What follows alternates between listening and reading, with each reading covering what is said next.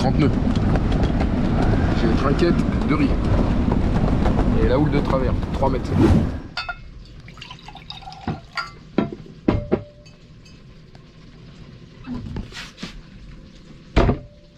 Enfin bon là je suis au moteur, hein. Si je tombe, Claire elle fait demi-tour et puis elle vient me chercher. Ou pas. Genre, allez, salut.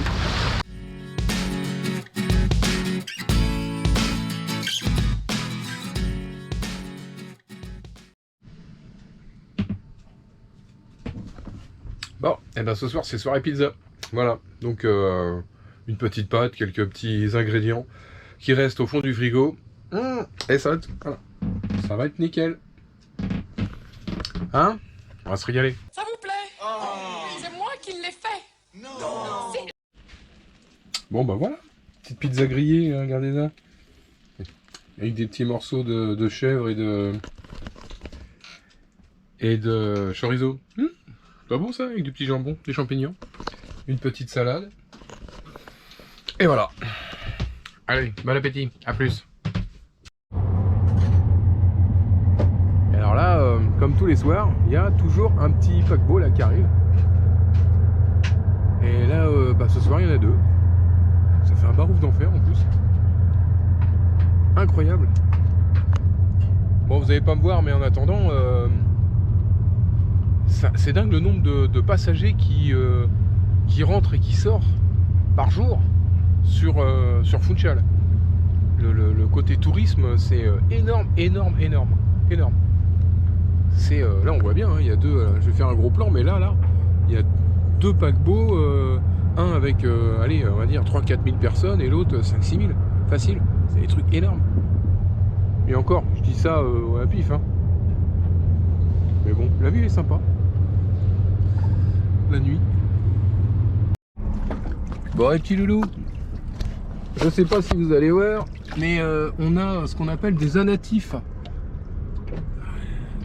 Voilà, là, hop, allez, voilà, hop, je pars dans l'eau, qui sont collés au cul. J'ai intérêt à les enlever rapidos parce que ça fait des trucs gros comme le pouce à final.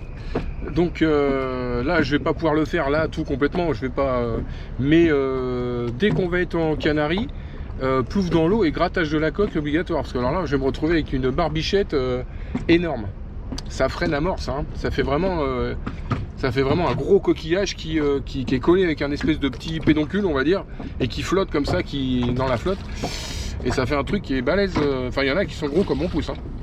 Donc là, pour pas avancer, on va pas avancer, quoi. Donc je vais gratter ce que je peux, parce que j'irai pas plonger aujourd'hui. Et puis comme on va bientôt partir, c'est pas les 2-3 jours de décalage qui vont changer grand chose. Je vais juste gratter ce que je peux là, parce que j'ai le temps.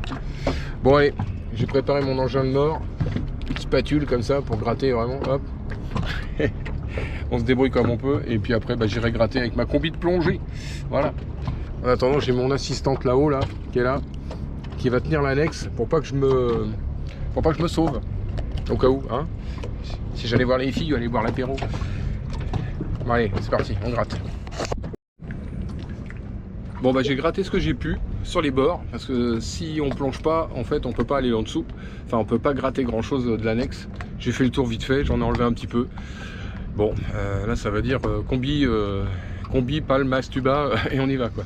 Donc bon, ça sera pour la prochaine. Là j'ai pas envie aujourd'hui. Pas du tout. En plus le temps est merdique. Là, il fait gris, moche. Il y aurait du soleil encore.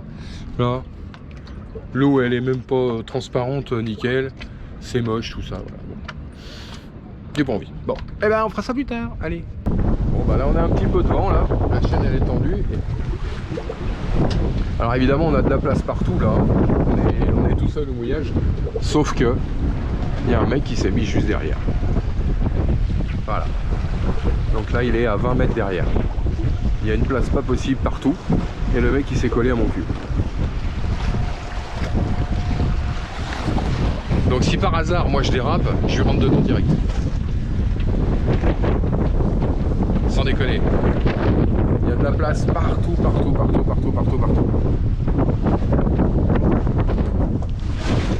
Il aurait été intelligent, il serait mis devant. Si je dérape, j'ai pas le temps de mettre le moteur, je lui rentre dedans. Qu'est-ce qu'il fout derrière moi?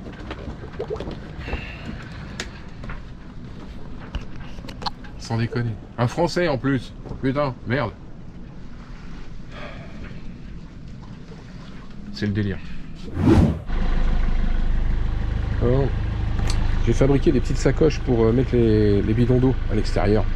Pour pas que ça prenne trop le soleil. Là, il fallait que je le fasse, donc voilà, ça c'est fait. Bon, je vais vous montrer comment ça s'installe. Alors, c'est pas très compliqué. C'est une caisse. Ouais, voilà, plutôt que ça reste au soleil comme ça tout le temps. Alors, on s'en sert, nous, hein, donc dès que la cuve principale commence à baisser, on met les bidons dedans. Mais ça peut arriver que l'eau soit un peu verte au bout de peut-être pas quelques jours, mais quelques semaines. Voilà. Sur la traversée pour aller aux Açores, on a eu ça, et pour le retour aussi. Donc au bout de 10 jours, on commençait à avoir un peu de... Mais il faisait chaud hein, aussi. Donc faut faire attention. Voilà, faut faire attention. Il y avait un bidon qui était contaminé, vert, qui commence à devenir verdâtre. Donc on peut s'en servir pour laver le pont, voilà, se laver les mains, se laver même soi-même à la limite. Je pense que ça pose pas de danger. Par contre, pas boire, quoi, voilà. Donc voilà, une fois installé, ça donne ça. Voilà, j'ai fait. Donc les bidons sont dedans, ils sont attachés, sauf qu'ils sont enfermés dans une boîte. Voilà, essayer de faire un truc cohérent. Facile, voilà. Je défais ça, et je défais la housse ici, là sur le dessus, et hop, au moins ils sont protégés. Et puis même quand on a navigué longtemps, il y a énormément de sel, hein, comme je vous ai fait voir dans les vidéos avant. Il y a énormément de sel et il y a les bidons sont couverts de sel complètement. Donc on s'en fout partout. Donc là ça va les protéger un petit peu.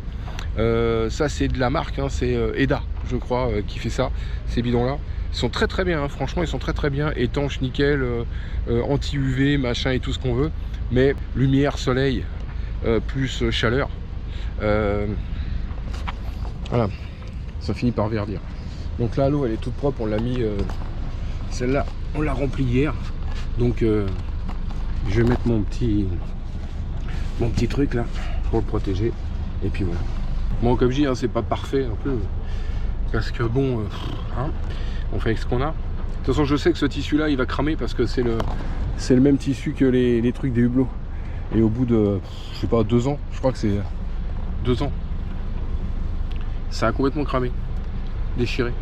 Donc là j'ai ça, donc je le prends. Voilà, j'ai pas autre chose. J'aurais eu du Sambrella, j'aurais fait en Sambrella.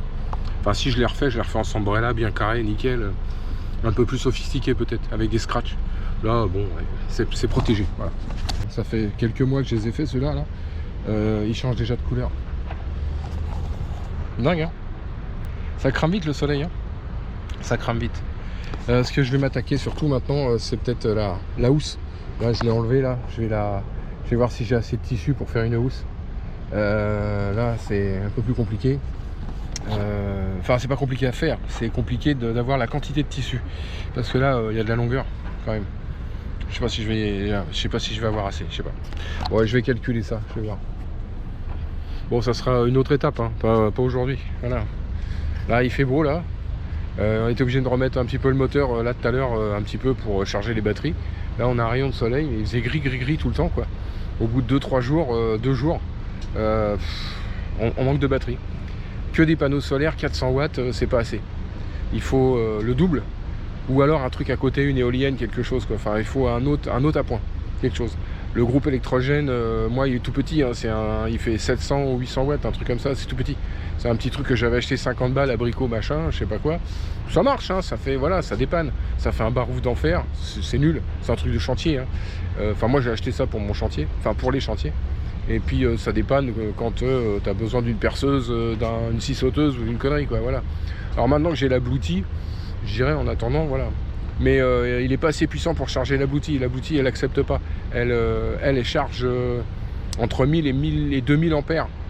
2000 watts pardon. Donc mon petit truc qui fait 800 watts là,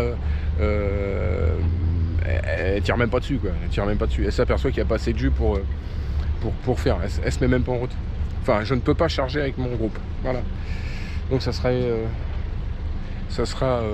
peut-être l'occasion un jour de racheter un groupe électrogène qui fasse au moins 2400 watts, quoi. Ouais, quelque chose comme ça. Bon, enfin, ça, c'est un autre sujet. Bon, les petits loulous, comme on avait un problème technique sur le Vévor, là, sur le Pur Sinus, qui nous fait du 12-220, qui a très bien marché jusque-là, il n'y a pas eu de souci, et comme j'avais expliqué, je crois, dans une vidéo, au moment de démarrer le moteur, à un moment donné, il s'est mis en sécurité. Pourquoi? Je ne sais pas, peut-être une hausse de tension, voilà, parce qu'il y a des sécurités à fond les ballons, hein, pour la température, pour s'il fait chaud, s'il fait froid, s'il n'y a pas assez de batterie, etc. Enfin, il se met en sécurité pour plein de trucs. Ceci dit, c'est très bien fait, voilà. Et depuis qu'il s'est mis en sécurité, bah, il se met tout le temps en sécurité, voilà. Donc on peut pas s'en servir, parce qu'il coupe le jus direct. Donc on a essayé sur Funchal de trouver un autre convertisseur. Pas de la tarte, on a cavalé partout, et là enfin on vient de trouver donc un autre voilà. De toute façon il n'y avait pas 36 modèles, il y avait un 1000 watts et un 2000 watts, voilà, bon, terminé. Bah voilà, lui il est installé, il est en route et ça marche impeccable. Le branchement des fils, ça a été fait voilà, comme c'est plus ou moins standard. Là je l'ai mis, la seule chose que j'ai faite, c'est que j'ai changé l'emplacement. Le Vévor il était en longueur comme ça, mais collé contre la paroi, et là j'ai rajouté une planche ici pour le poser à plat, pour une question de ventilation, pour qu'il ventile. Voilà, il déconseille de le mettre dans l'autre sens, voilà, parce que le détecteur qui met en route le système est dans un radiateur, on appelle ça, ouais, un petit radiateur, et en fait ce qu'il faut, c'est qu'il arrive à détecter le point haut. Donc si on le tourne, bah, en fait il va le détecter trop tard, on va dire. Donc je l'ai mis dans le bon sens. J'espère que c'est pas ça qui a déconné sur le Vévor, c'est peut-être moi qui ai fait une connerie, hein. Lui il était positionné comme ça, enfin à la verticale et non pas à l'horizontale comme ça. Enfin bon, c'est prévu avec les ventilos normalement, voilà, hein. C'est le même système, hein, exactement le même système, hein. Donc là les ventilos sont là, plus, moins. Bon bah voilà, donc là mon jus il est branché là, directement. Comme je disais, en fait moi j'ai mis une prise de courant. Pour ça que ça m'intéresse ce genre de truc, parce que si jamais, heureusement, par exemple là, comme je suis tombé en panne, j'ai branché la prise de courant directement sur la Bluetooth là-bas, et c'est elle qui m'a fourni le 220, parce que le convertisseur il y en a un dedans, donc c'est la Bluetooth pendant 10 jours là qui nous a fait le 220 branché là-dessus, et pas d'autre solution. Ceci ça marche, hein. Alors ça n'a pas une capacité de fou. Un peu d'ordinateur, Starlink, 2-3 trucs, et ça chute quand même assez vite, hein. Voilà, on tient pas des années avec, hein. Bon, on tire quand même, hein. On peut tirer 2400 watts sans problème, hein. Mais voilà, ça va très très vite, quoi. Ça va très très vite. Le seul truc que j'avais pas remarqué, comme j'avais dit l'autre fois là, c'est le fait que brancher sur l'allume-cigare, ça met très longtemps à charger, quoi. Voilà. Donc on va tester là, on va mettre la Bluetooth en route, je vais la charger à fond les ballons demain, parce que là j'ai pas trop de batterie, donc je vais la charger demain, avec les panneaux solaires ça va aller un peu mieux, directement sur le nouvel appareil là. Alors je connais pas la marque, hein, c'est un truc, voilà, là on l'a acheté ici, ça se trouve c'est une marque qui vient du Portugal, je sais pas du tout. Donc voilà, enfin moi le but qui vient du Portugal, d'en Espagne, du Rwanda ou je sais pas où, je m'en fous, du moment que ça marche. Voilà. Et en tout cas, il est silencieux, il n'y a pas de bruit, c'est nickel, et ça marche du premier coup. Et ça, c'est le bonheur. Voilà. Parce que pour la petite histoire, je sais pas si j'avais dit, mais le premier convertisseur qu'on a trouvé, on a trouvé un convertisseur à 150 balles chez un chip. Voilà, bon. Je le branche et le convertisseur marche pas. J'étais heureux là, je peux vous dire que le convertisseur une fois branché, j'ai passé 2 heures le soir à remodifier tous les câblages pour que ça puisse être nickel, machin, faire la petite planche qui va bien et tout. Putain, je branche le truc, il marche pas.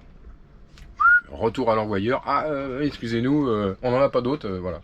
Donc ils nous ont remboursé, donc c'est pas le problème, hein, les 150 balles, ils ont été revirés sur mon compte et tout va bien. Mais en attendant, on s'est retrouvé sans convertisseur, voilà. En me disant merde, qu'est-ce qu'on va faire? Et puis ces gens-là, ils ont eu la gentillesse de nous indiquer donc un fournisseur. Et voilà quoi. Donc c'est cool. Parce qu'ils auraient pu ne rien faire du tout. Mais en fait, ils sont très sympas, ils nous ont conseillé. Donc on a été en taxi vite fait parce qu'en bus, c'est un peu chiant. On a été en taxi rapidos, voir ce qu'il y avait comme type de matos. Il y avait un 1000 watts, un 2000 watts. On a pris le 2000 direct, 240 et quelques balles, 248, quelque chose, un truc comme ça. C'est pas plus cher qu'en France, c'est pas moins cher. Voilà, c'est le Vévor, il coûtait ce prix-là, hein, je crois, de mémoire. Hein. À un poil près, bon, voilà. Donc bon, on est dans les clous. Là maintenant, j'ai un matos qui normalement devrait fonctionner.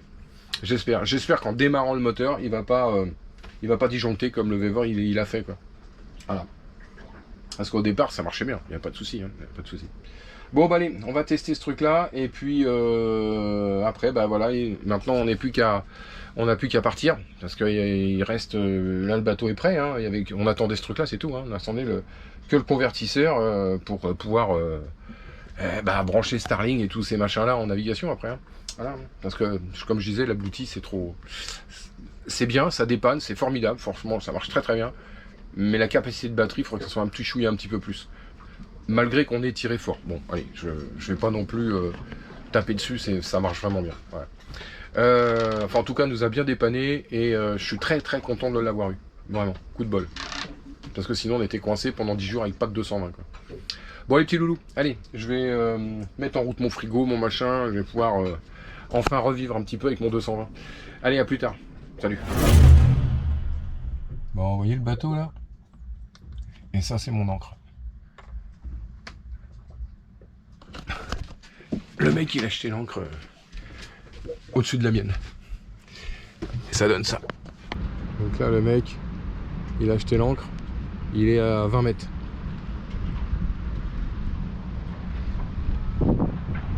Super intelligent. C'est-à-dire que là, si jamais on tourne, eh ben je lui tape dedans. Ou il me tape dedans.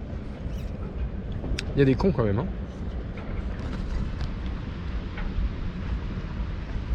Ah, il peut avoir un bateau de 20 mètres, hein. Trop du cul. Enfin bon, c'est pas ceux qui ont les plus beaux bateaux qui naviguent le mieux, moi je vous le dis. Et moi ça m'arrange. Les mecs, le rayon d'évitement, ils savent pas c'est quoi, hein. Moi je suis au-dessus de mon ancre là. Il y a vraiment des abrutis, quoi. Les mecs, il ferait bien d'aller en école de voile un petit peu là pour comprendre comment ça marche. Ça a des beaux bateaux, mais ça sert à rien foutre, quoi. Ça sait pas naviguer. Débile. Bon, je sais pas si vous voyez, mais ils ont mis tous les canaux de survie à l'eau. Là, le bateau, là, il a fait un test pour voir si tout marche. C'est gros en fait les canaux, hein. Il y a une espèce de gros bâtiment là. Pareil, un truc où il y a 6-7 000 personnes là-dedans.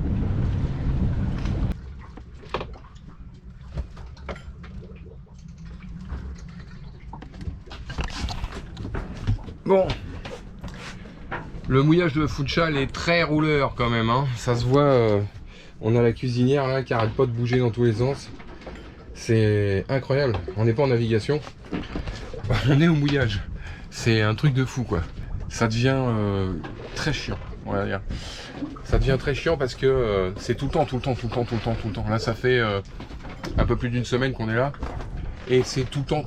On a dû avoir peut-être 2 jours de répit où ça bougeait pas trop. Mais c'est tout le temps. C'est vraiment épuisant. On peut pas faire un truc, poser un verre sur une table, tout dégage tout le temps, tout fiche le camp, quoi. C'est voilà, quoi. C'est sans arrêt, quoi. Alors à la GoPro ça se voit peut-être pas, mais on prend 15 degrés de gîte dans un sens, 15 degrés de gîte dans l'autre, comme ça, sans arrêt, comme ça. C'est fatigant, vraiment. Bon, il est 14 h.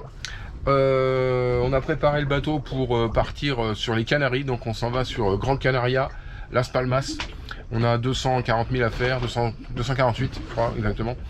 Le temps est pas très joli, mais bon, il a plu ce matin. Et puis normalement on devrait se prendre un petit peu de pluie cet après-midi, demain, voilà. Enfin, je sais pas trop à quelle vitesse on va avancer, donc je sais pas si on va avancer avec le nuage ou pas.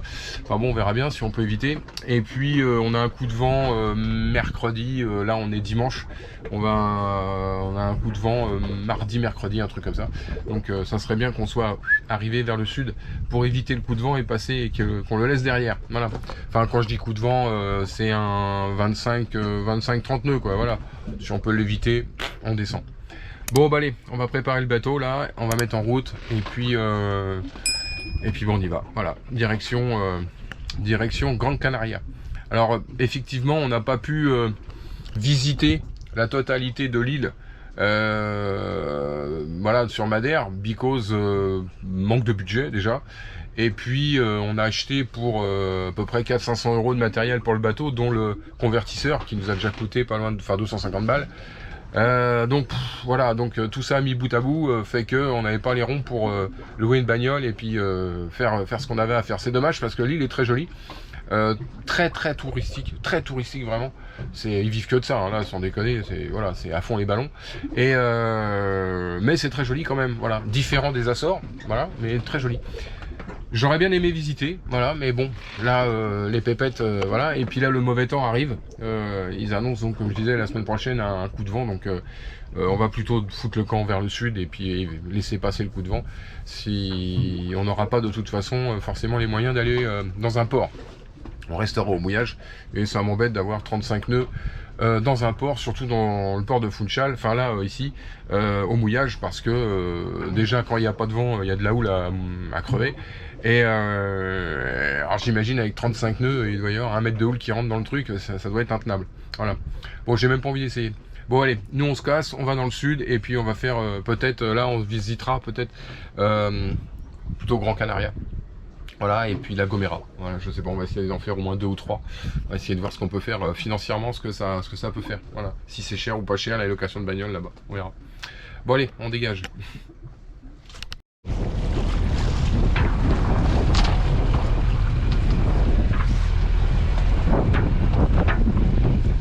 Bon, on quitte Funchal et le plus mauvais mouillage du monde. Parce que infernal comment ça bouge, quoi. Infernal. C'est hein, c'est vraiment une merde. C'est vraiment la merde. Bon, allez, à la limite, on bouge moins là en mer que je dirais que là-bas au mouillage. C'est dingue, c'est dingue. Bon bah allez, on est parti, on est en direction des Canaries. 3-4 jours à peu près selon le vent. Voilà. Première vue, on a du vent. Donc on va ménager la monture parce que mes voiles ont été plus ou moins abîmées la dernière fois. Donc je vais y aller mollo. S'il faut prendre un riz, j'en prendrai un, même peut-être plus vite que la normale. Voilà, j'ai pas envie de tout bousiller juste pour le fun.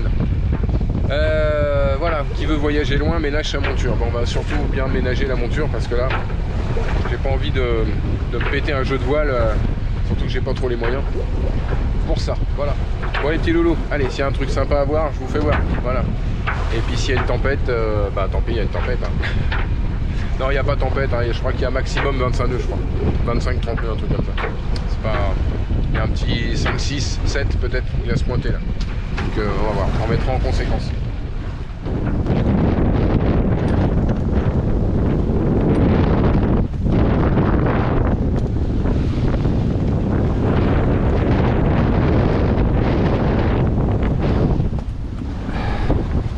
Bon et puis loulou, et ben la première nuit pas fastoche. Là on est sur la deuxième nuit là, parce que j'ai commencé à filmer déjà, parce qu'on était un peu dans le truc. On a démarré au pré, gentiment 15 nœuds, voilà. Et puis la nuit ça s'est gâté un petit peu, on est monté à 25. Et puis plus de la pluie, beaucoup de pluie et de l'orage, des éclairs partout. Donc bon, on a fini par se réfugier à l'intérieur, ce qui n'est pas commun. D'habitude on reste toujours devant. Voilà. Et là on a toujours allez, entre 17 et 25 nœuds à peu près. Et comme j'en ai marre d'aller faire la navette pour les prendre des riz, les enlever, mettre des riz, j'ai trouvé la combine. J'ai pris 2 riz dans la grand voile, comme ça. Voilà. J'ai mis la trinquette et j'ai foutu le génois. Et en fait, quand ça souffle pas trop, je mets un peu de génois pour combler ce qui manque. Et puis quand ça commence à souffler, je vire le génois et je garde la trinquette. Voilà, comme ça, j'ai pas tout se fait ici. J'ai pas besoin d'aller cavaler là-bas. Alors il y a des fois je suis un petit peu surtoilé, il y a des fois je suis un peu sous-toilé. Mais au moins ça m'évite, voilà, c'est pas très conventionnel comme on dit, ouais, bon. Mais en attendant, pratique, ça m'évite d'aller faire le con là-bas. Parce que Là, obligé de mettre les bottes. On va mettre la capote ici, là. Alors, il y a de la flotte qui passe sur le pont. Hein. Trempé, ouais, j'ai les chaussures trempées, tout est trempé. Donc, voilà. Mais bon, la mer est pas mauvaise en soi. Hein. Il y a pas... voilà, on a, allez, 1 mètre 50 de creux. Voilà. C'est pas le délire. Juste assez pour qu'il y ait de l'eau qui passe sur le pont. Et puis voilà. Bon, normal, c'est de la voile. Hein. Ah bon, voilà. Donc là, la config, elle est comme ça. Voilà. Donc là, grand voile, trinquette, génois. Et le génois, je le mets ou je le mets pas. Ça nous permet d'avancer à peu près à 5 nœuds.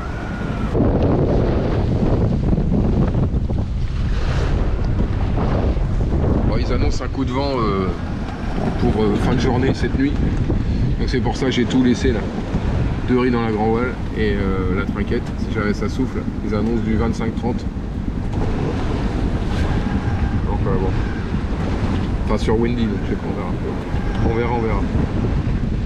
En attendant, là on a 20 et c'est déjà pas mal.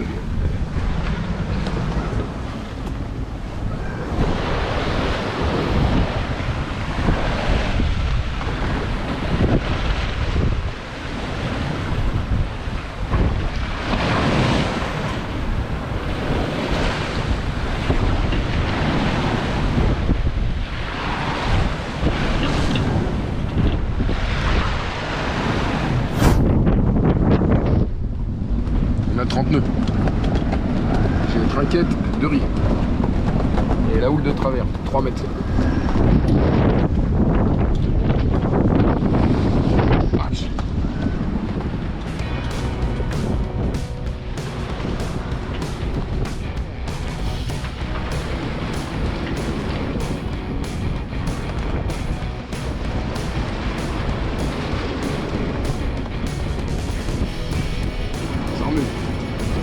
Sévère.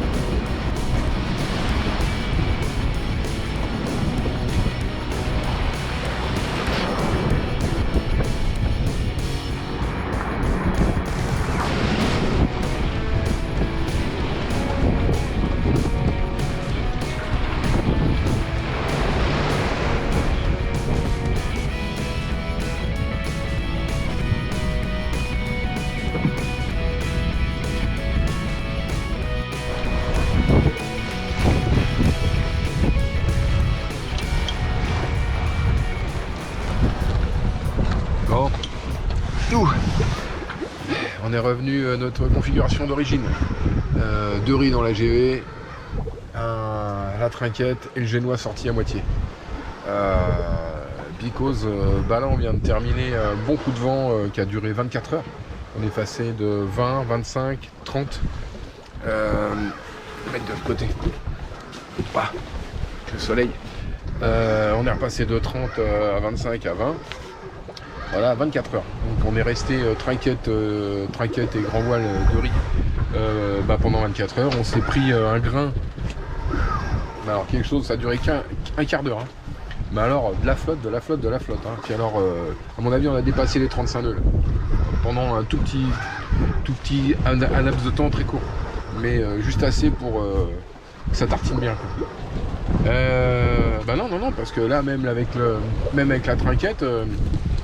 On avait de la flotte jusque là. Hein. On est à même pas une demi-journée de Grand Canaria. Et puis on marche à 3, 4. Là, si ça s'est calmé, il faut peut-être remettre le génois en entier. Voilà. Mais pas trop parce que ça nous fait arriver sinon le matin très tôt. Et j'ai pas envie de jeter l'ancre. J'ai pas du tout envie de jeter l'ancre quand il fait nuit. Donc je préfère arriver le matin vers 8-9 heures tranquillou. Quoi. Voilà. Donc on va faire en sorte de pas aller trop vite, mais pas trop traîner non plus. Voilà. Bon voilà, on continue notre petit bonhomme de chemin, tranquillou. La trinquette elle a bien résisté, hein, 30-35 nœuds sans problème, ça marche. La couture a bien tenu quoi, de ce que j'ai fait.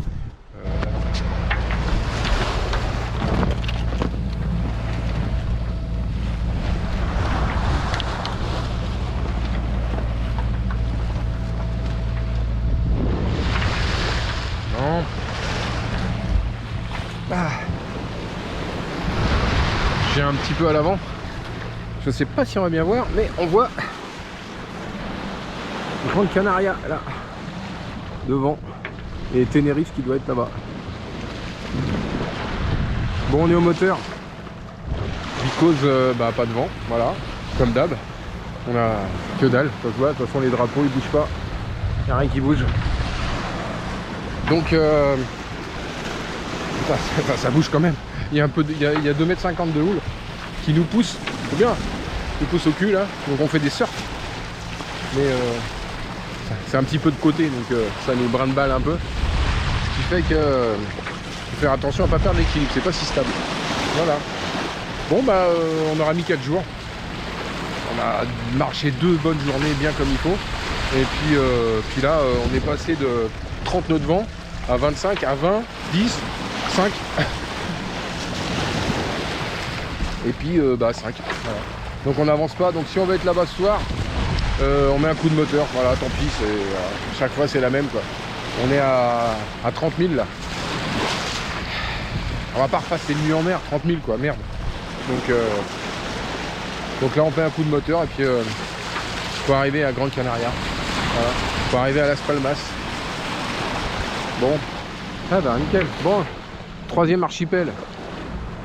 Ouais, 3e. Les Açores archipel.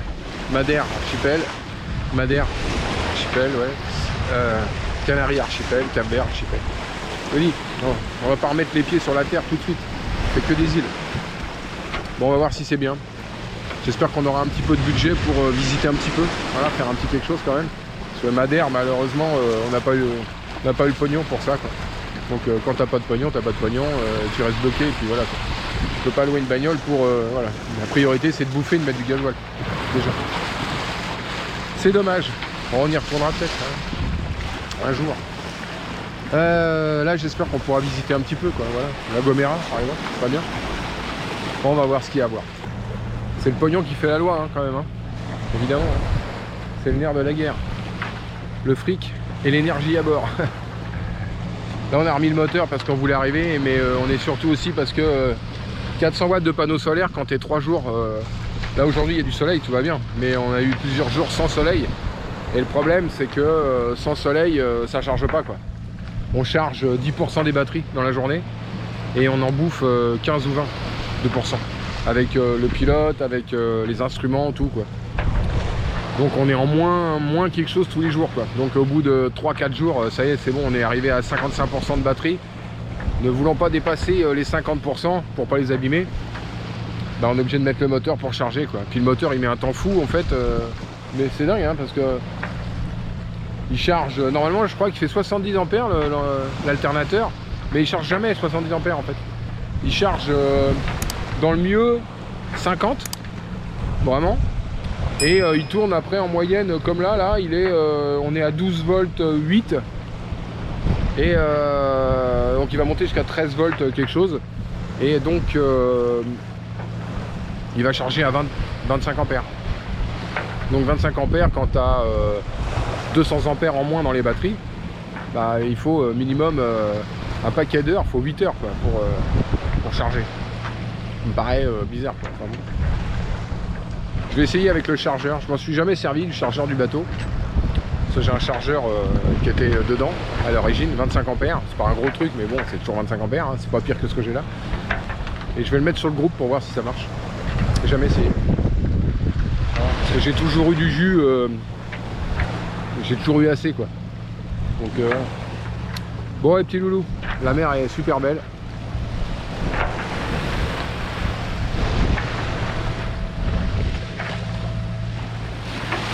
Voilà, vous voyez pas la houle mais c'est à peu près 2,50 m de haut et elle nous pousse là.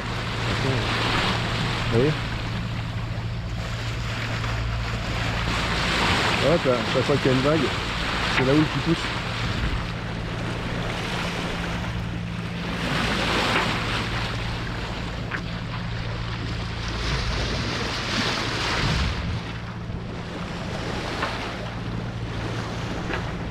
Bon, j'ai toujours adoré ça moi, j'aime bien une grosse houle comme ça quoi. Je trouve que c'est sympa à voir. Une grosse ondulation.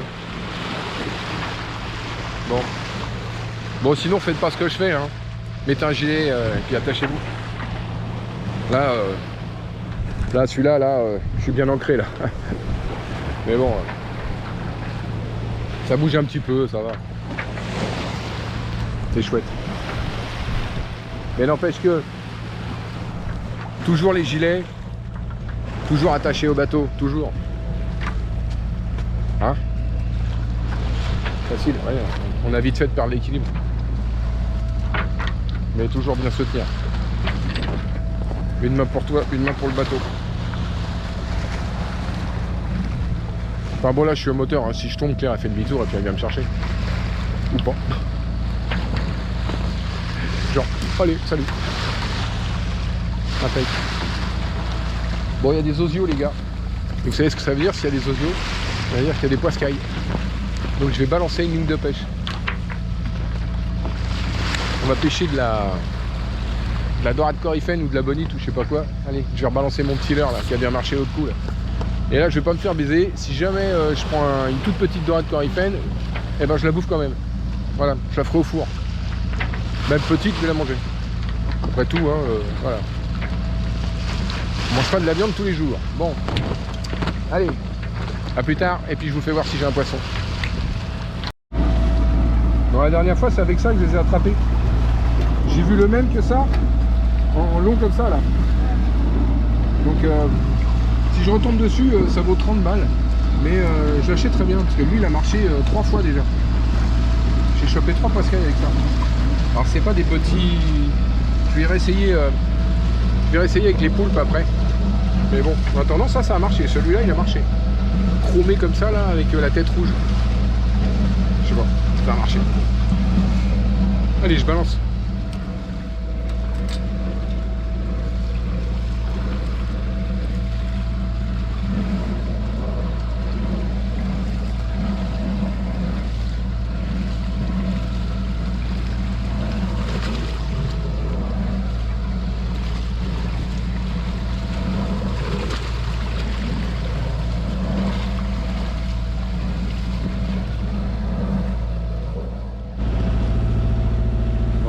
On y est.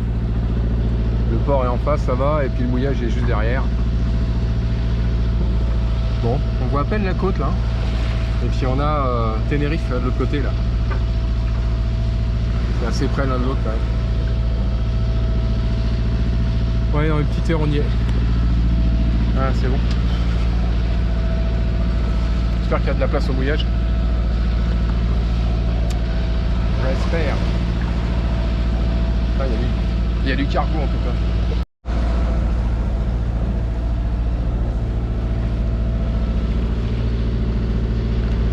Un petit nuage là. On arrive du côté port industriel. Là. Et puis nous le mouillage est derrière ce truc. Enfin il y en a d'autres après hein, au cas où quoi. On a un plan B et un plan C. Enfin, j'espère que le gros nuage là il va pas péter tout de suite parce que j'aimerais pas être dessous quand il pleut. Enfin, c'est marrant hein, parce que toutes les îles, il y a toujours des nuages au-dessus, je vois, c'est pas toujours sympa quoi. Mais c'est pas pour ça qu'il pleut, forcément. Quand on était à Madère, à 20 000 on voyait pas l'île tellement il y avait de nuages. Et en fait il y a des nuages tout le temps. Celui qui habite dans les montagnes, bah il voit pas beaucoup le soleil. Hein. Bon, bref. Là c'est un peu pareil. Hein. Surtout avec un truc très nuageux. Bon, on va voir. Bon, ça a l'air très sec. Premier abord. Bon, allez, on va au mouillage, puis après on voit.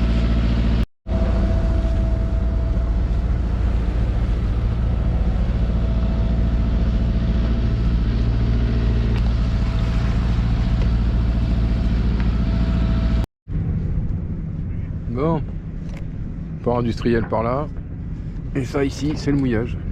Donc là, il y a, je sais pas, une centaine de bateaux quand même. Hein. C'est énorme. Du kata, tout ce que tu veux. Las Palmas derrière. Bon, les places sont chères. Hein. On s'est glissé entre deux petits machins. J'espère qu'on va pas avoir de galère. Mais c'est difficile de se mettre bien comme il faut entre deux bateaux, pas gêner personne. Puis alors, rayon d'évitement, là, à mon avis, tout le monde se touche. Hein. Il n'y a pas plus de 20 mètres entre chaque bateau. Allez, 30 mètres, à tout péter. Donc, 2 fois 30 mètres chacun, on se touche. Voilà. Maintenant, il y a un deuxième mouillage de l'autre côté, là-bas, qui est pas sur Navili. Mais il y a d'autres bateaux qui s'y mettent. Bon, pourquoi pas. Pourquoi pas. Je sais pas. Bon, à suivre. On va voir. On va passer au moins une nuit ici. On va essayer de trouver où est la capitainerie pour se déclarer demain matin. Et puis voilà. Bon, eh ben, on est arrivé enfin. 4 jours, on a fait 328 000 en tout. 328. Ouais. Bon, ça fait une moyenne de 80 et des bananes. Faudrait que je calcule exactement. Mais c'est ça. Oui, ça fait une moyenne de 80. Voilà. On n'a pas battu des records. Il y a une fois, on a fait 120 en une journée. Puis les autres, voilà, c'est la journée où vraiment ça a bastonné. Quand on a eu les 20, 30, 40 nœuds, là, enfin non, 20, 25, 30, là ça a bien marché. Et puis après, on a eu un peu moins, on a remonté au pré la première journée, enfin bon, voilà. Donc ça fait une moyenne de 80, c'est pas folichon. Mais on n'est pas trop mal pour un bateau en acier qui a 40 ans. Voilà, c'est ça qu'il faut se dire. Hein. C'est pas un Océanis non plus, hein, ou un truc miche comme ça. Ouais, petit loulou. On va se poser un cul, puis on va boire l'apéro, puis là, puis se manger une cacahuète, ça va nous faire du bien. Bon allez, à plus tard, salut.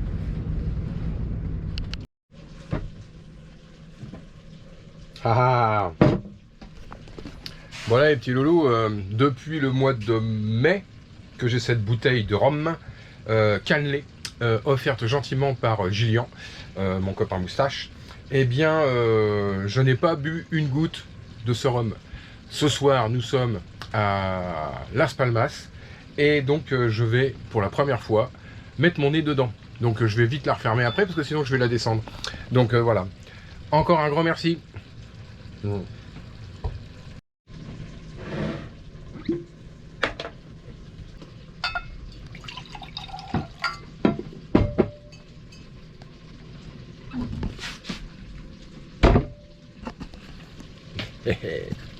Ça avec des cacahuètes, c'est terrible. Allez, à plus tard les gars.